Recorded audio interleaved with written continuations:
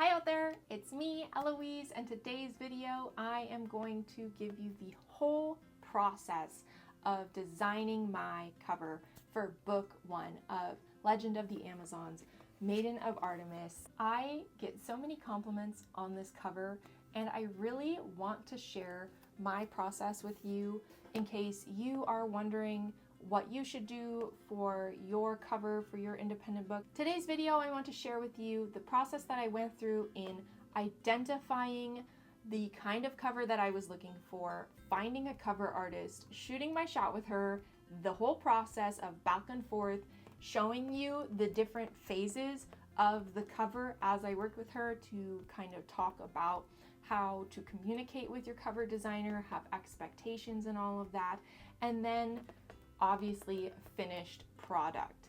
So let's get into it. Part 1. Cover expectation. The very first thing that I did as an independent author, knowing that I was going to be fully responsible for the cover and knowing that even though there's that saying, don't judge a book by its cover, that people do judge a book by its cover. So like the cover is almost as important as what's inside. Other than not freaking out from that pressure, the first thing I did was I went on to Instagram and I researched some tags of the genres of the book that I was writing. So I looked up Greek myth retelling and historical fantasy, and I created a collection within Instagram of all the different covers that fit my genre. Based off of my research, I was finding that a lot of these books were an illustrated type of cover. If you're in a different type of genre, you might find that the majority of your genre has like typographical type covers or also illustrated covers, but in like a cutesy way, like those rom-com romance books, or the photo manipulation that you see in a lot of paranormal romance and things like that. My goal was to understand the genre expectations so then I could take those expectations and then tweak it just a little bit so it wasn't so far off from reader expectations that it completely threw them off and would upset them or I would attract the wrong readers, but also so it would stand out. Based off of my research, I had a lot of illustrated type of covers with a lot of the similar kind of colors. We had a lot of golds and bronzes and blues, and it was all very pretty. I loved all of the covers that I was looking at, but I knew I wanted it to stand out a little more, and I decided to make mine stand out a bit more with the color. Part 2. Finding an artist. Once I understood the type of cover I was looking for, the other thing that I did was on Amazon, I went and looked up these same books, and then you can do like the look inside, and I could see the copyright page, and that's usually where you can see credit to the cover designer. And so I was able to narrow down and identify kind of specific cover designers. Unfortunately, a lot of cover designers for traditionally published books are going to be like in-house cover designers, so they don't necessarily go do commissions. So a lot of those cover designers were completely off the table right from square one. I went back over to Instagram and just perused ancient Greek art, and I very easily fell down a rabbit hole of finding these artists that specialized in the ancient art, their subject matter, whether they were doing fan art of Greek mythology or they specialized in the clothing and the architecture and all of that.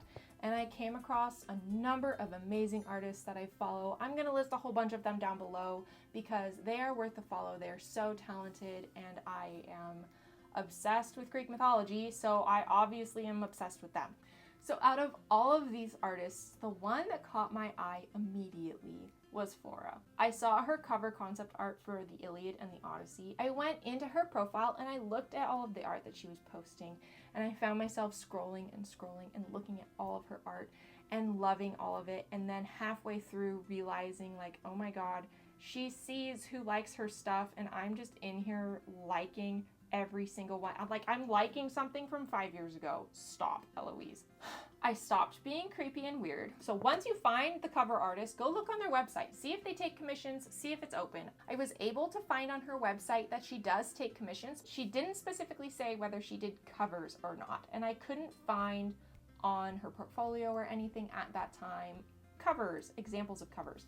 But then came the day that she posted this picture of a cover. And I said, oh, she does covers. I think I reached out to her in April of 2023. So I shot my shot, I shooted my shot. I sent her that email. I put myself out there. Some of you might not think it's a big deal. Some of you might think it's a very big deal. To me, it was like mid, only because I am used to putting myself out there, but I also really wanted to work with her. She responded to my inquiry and said, I do take commissions for covers, but I don't have anything open right now. I'll reach out to you when I have some openings. I put a pin in my heart and was like, okay, if it's meant to be, it's meant to be. And I kept working on my manuscript, and I was getting to the point where I was trying to figure out when I was going to publish this book. I need to actually reach out to a cover artist and start working on this cover. And she hadn't reached out to me yet, and I was prepared to lose all hope. But then, as luck would have it, she reached out to me and said, now the summer is coming to an end, I have slots open, and if you are interested in commissioning me, please provide these 4 pieces of information and I will decide if I want to work with you. First, she asked the number of illustrations I would need. The second is what I wanted those illustrations to depict. The third was any examples of her past works that I really liked that she could use as reference of what kind of vibe I was going for. And the fourth was any deadlines associated with these illustrations. I don't know if this is news to anybody, but if an artist is popular enough and busy enough, commissioning them isn't as simple as like, hey, I want you to do this for me, and they're going to say yes. I've seen this with tattoo artists where you have to apply to even be able to like talk to them about getting tattooed, whether they'll pick you or not. The same kind of thing happened with me with Flora, so I gave her all of my answers. I explained that while I do just want the one cover now, it was very important to me that she be available to illustrate all 6 covers in Legend of the Amazons, because it is incredibly important to me that the covers of this series are cohesive. I do not want to have to change artists halfway through this series. No. The second question, I explained what my book was about, kind of selling her on the project, because she is going to be putting her name on this, and if it's some weird monster erotica that she doesn't want to be associated with, she needs to be able to say no. Number 3, I showed her some of the more detailed landscape pieces that she had done in the past. That was the hardest question for me to answer because picking just one was very difficult, and I am glad that my response to that question didn't scare her off, because I was just like, I just love all your stuff, so I can't pick just one. And number 4, I didn't have a deadline at that time, so I was like, no rush, I don't care.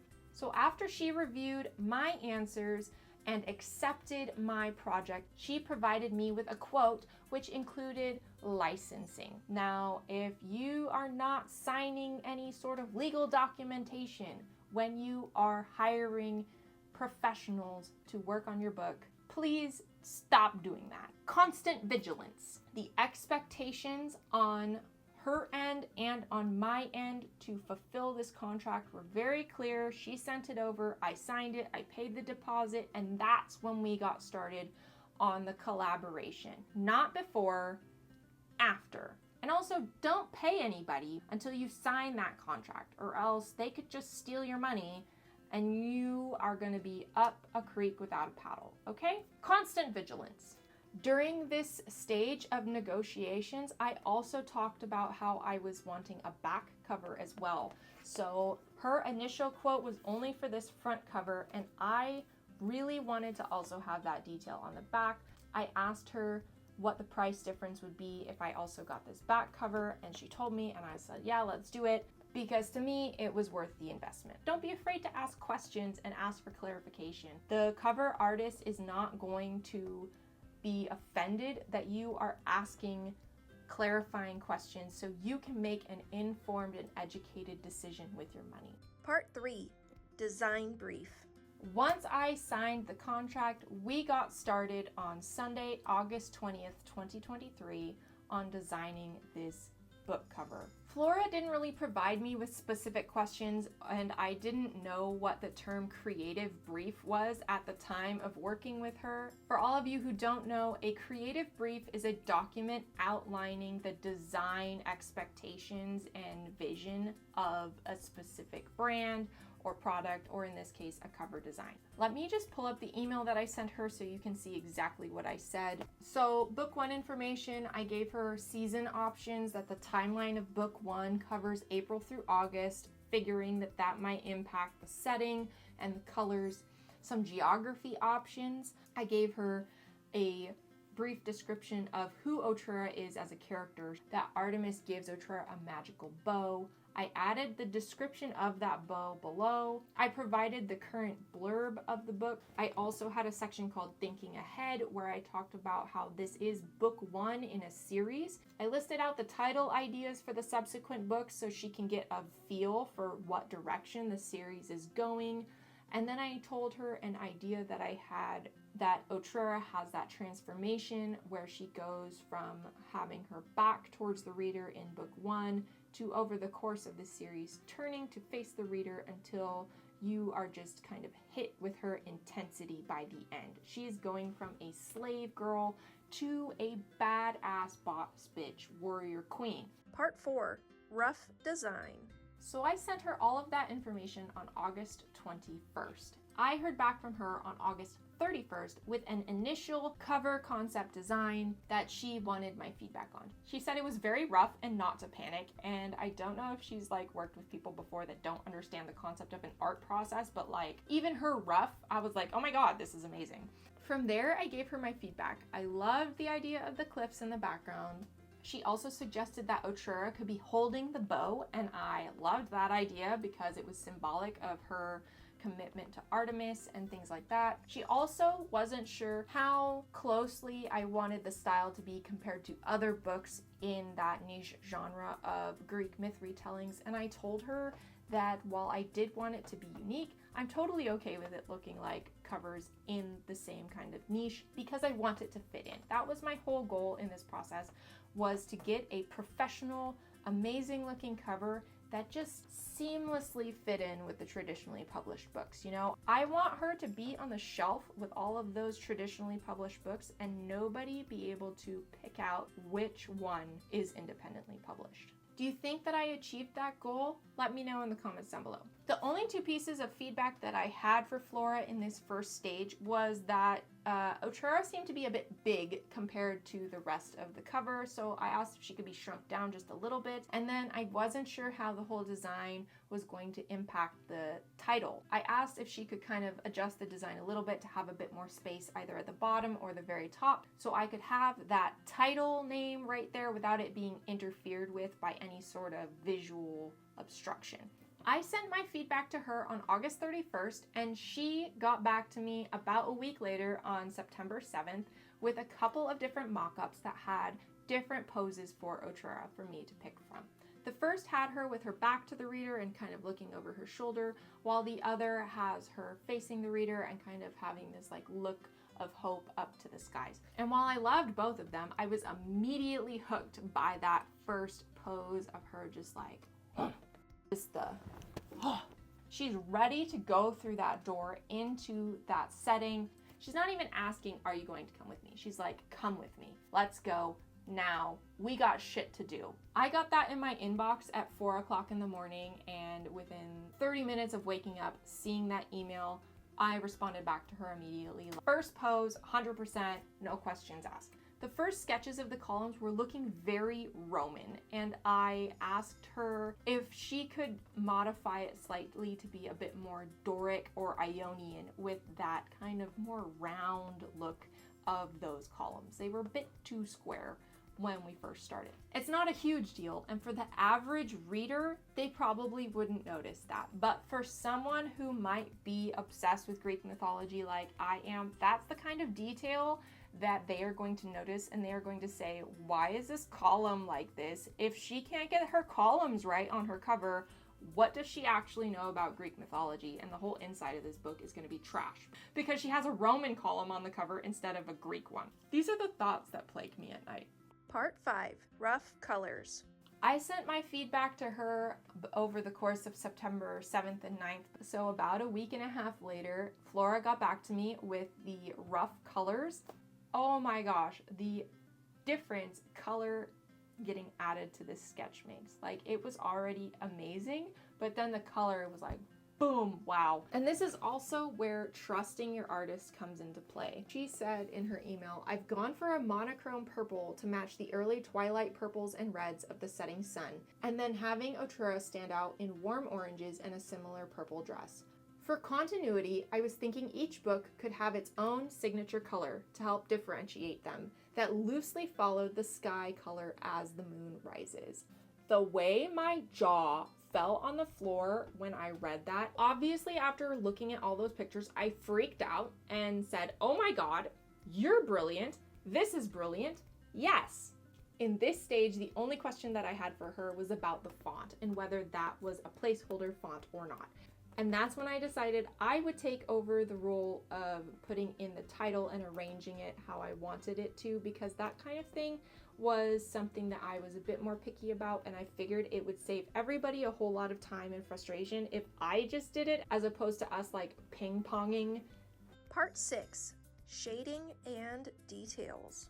When Flora sent me the rough colors, it was all flat. It didn't have any shading or detail or anything. So after I gave her the go-ahead, she spent between September 19th and October 3rd adding all of the shading and the detail and everything like that to it and sent me this. And again, my mind was blown. Time after time, she was just blowing me away with the quality and the beauty of what she was putting out. There were a few really small tweaks that I wanted to make that I gave her feedback on. One of the notes that I had was that I wasn't super in love with the shade of purple that she selected for outside of the columns. It just seemed very flat compared to all of the really dynamic everything that was happening within the columns. And since I couldn't exactly tell her what I was thinking of, I fiddled around in Photoshop.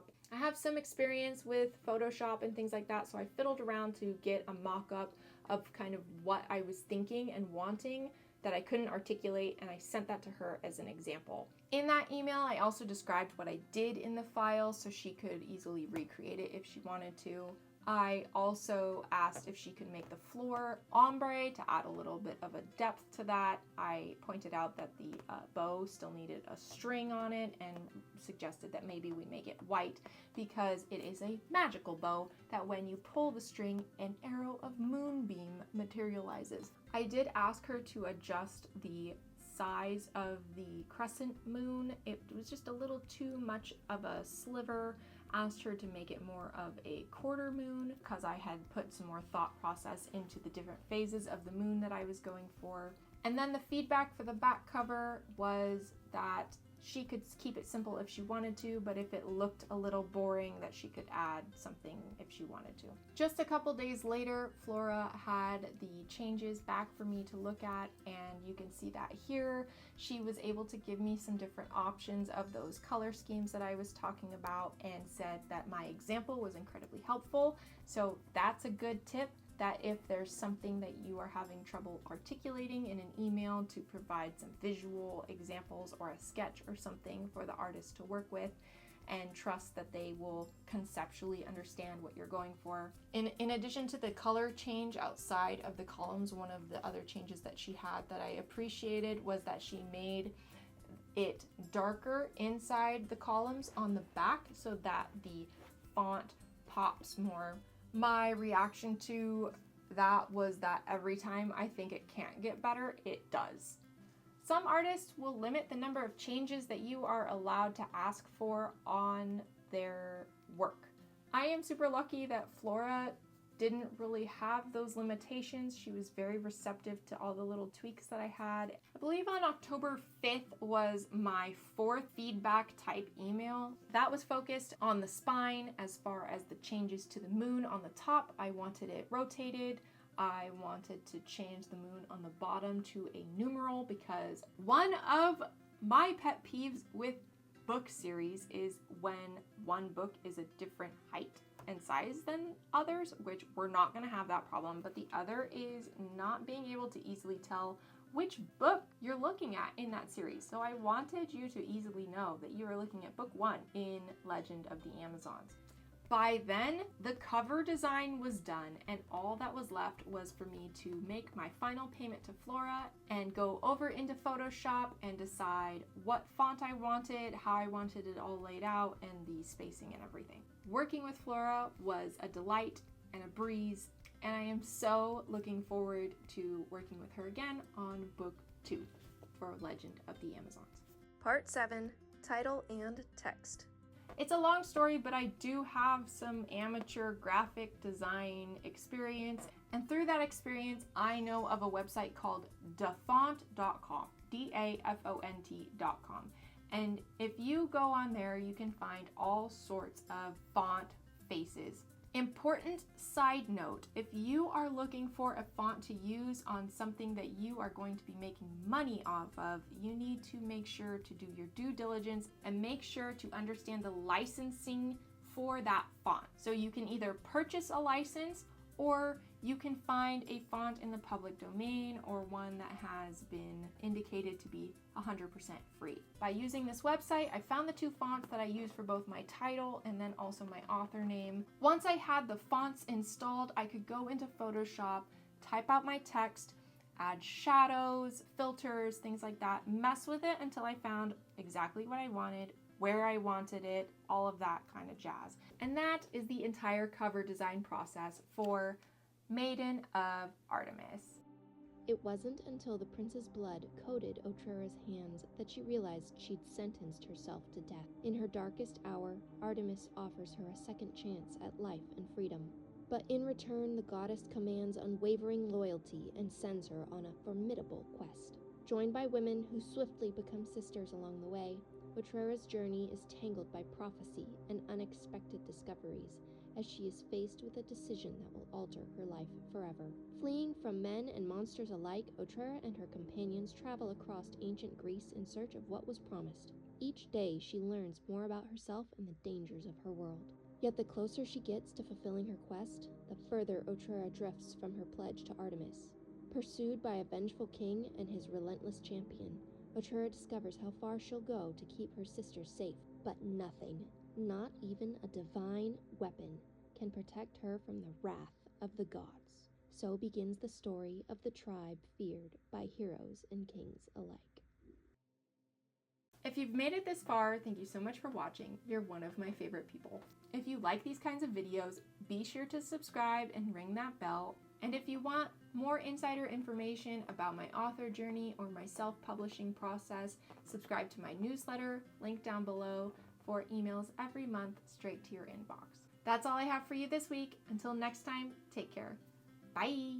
Do you like writing? Yes, I like writing. Do you like mythology? Yes, I like mythology. Do you like my videos? Yes, I like your videos. Then what are you waiting for? Subscribe.